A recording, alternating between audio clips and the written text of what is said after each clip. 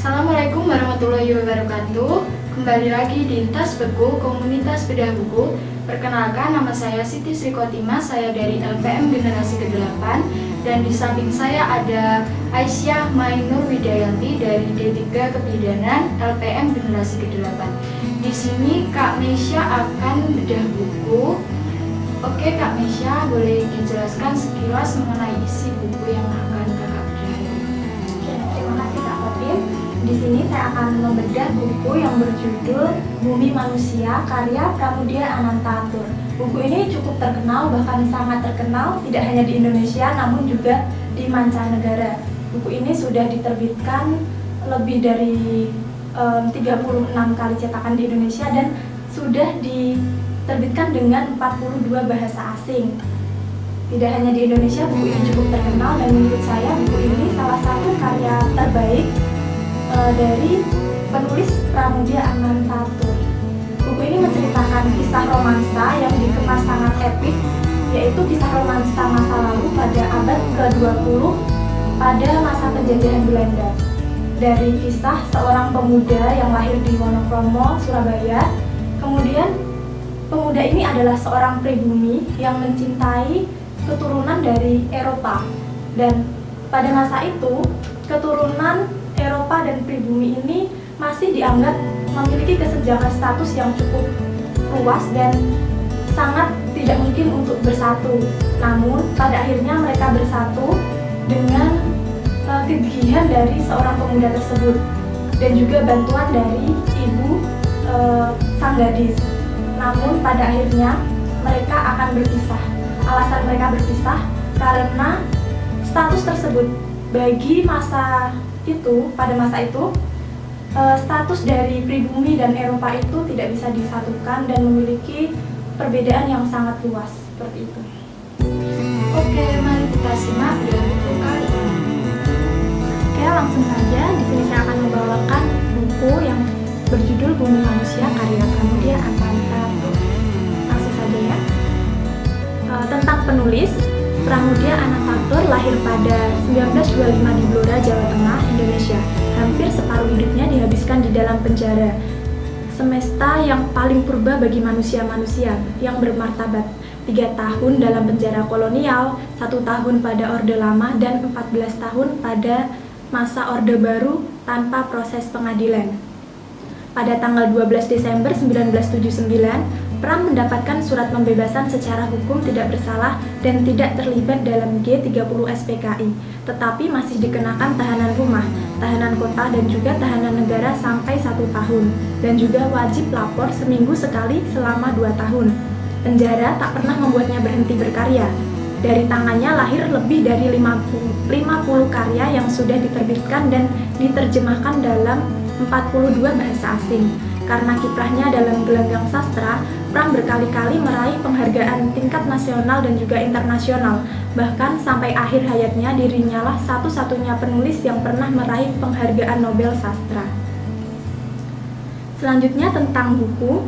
Buku ini merupakan sebuah karya terbaik dan juga karya yang lahir dari balik jeruji besi. Penulis ditahan pada kamp kerja paksa tanpa pernah diadili.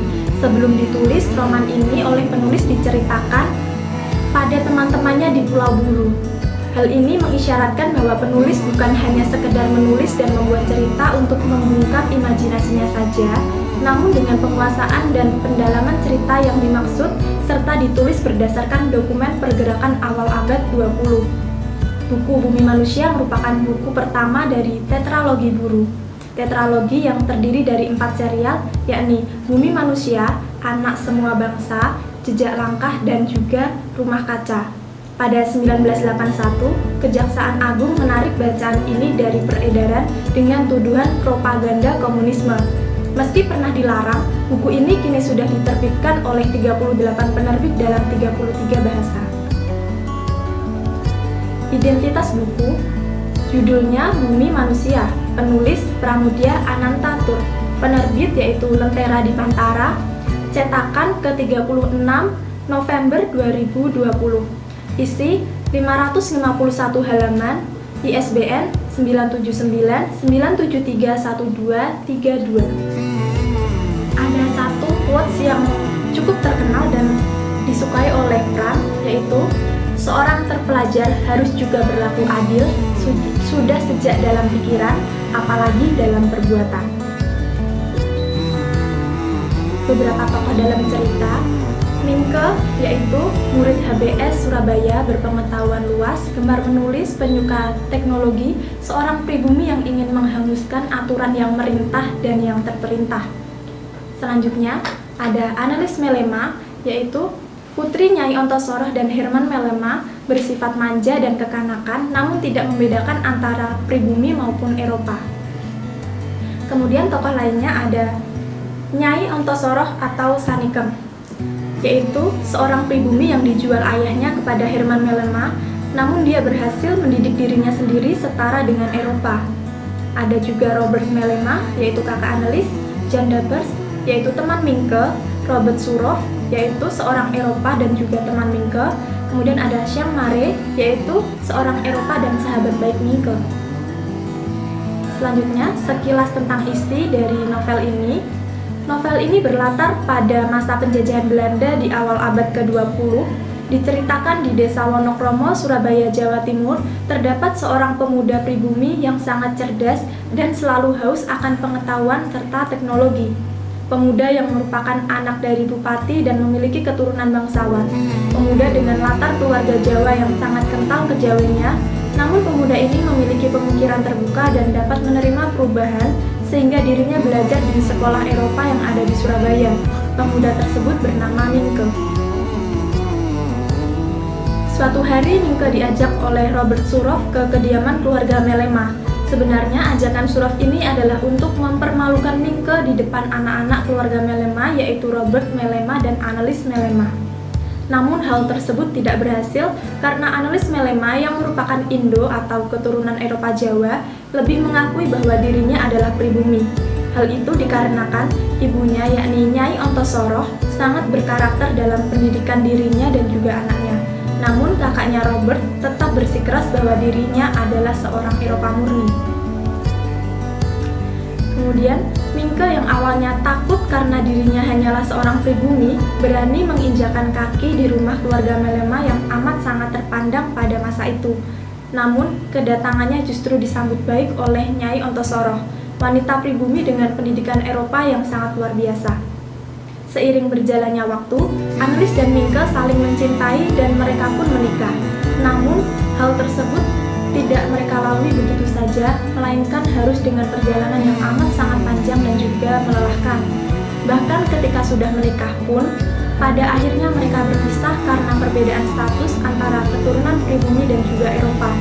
Karena pada masa itu, kesenjangan status di antara pribumi dan Eropa sangatlah jelas.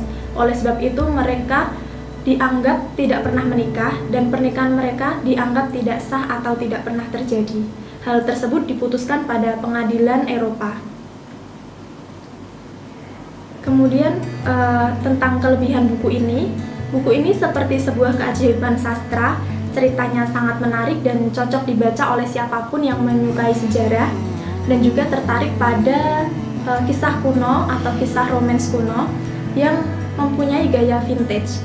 Alur yang sangat luar biasa dibangun oleh penulis berhasil membawa pembaca menebak-nebak ending yang akan disuguhkan. Setiap tokoh sangat berkarakter dan memicu emosi tersendiri bagi pembaca. Cerita yang ditulis berdasar dari suasana yang dirasakan langsung oleh penulis di masa lampau yang berhasil menyeret pembaca tepat pada keadaan yang dimaksudkan. Kemudian untuk kekurangan dari buku ini merupakan salah satu kisah romansa yang menurut saya cukup berat untuk dibaca. Dengan gaya penulisan khas Pramudia Anantatur yang tinggi akan membuat pembaca sedikit berpikir lebih keras untuk memahami alur dari cerita buku ini. Namun dengan bahasa tersebut justru semakin membuat pembaca terjerumus ke dalam suasana yang telah dibangun oleh penulis. Oke, itu tadi bedah buku dari Kak Mesya.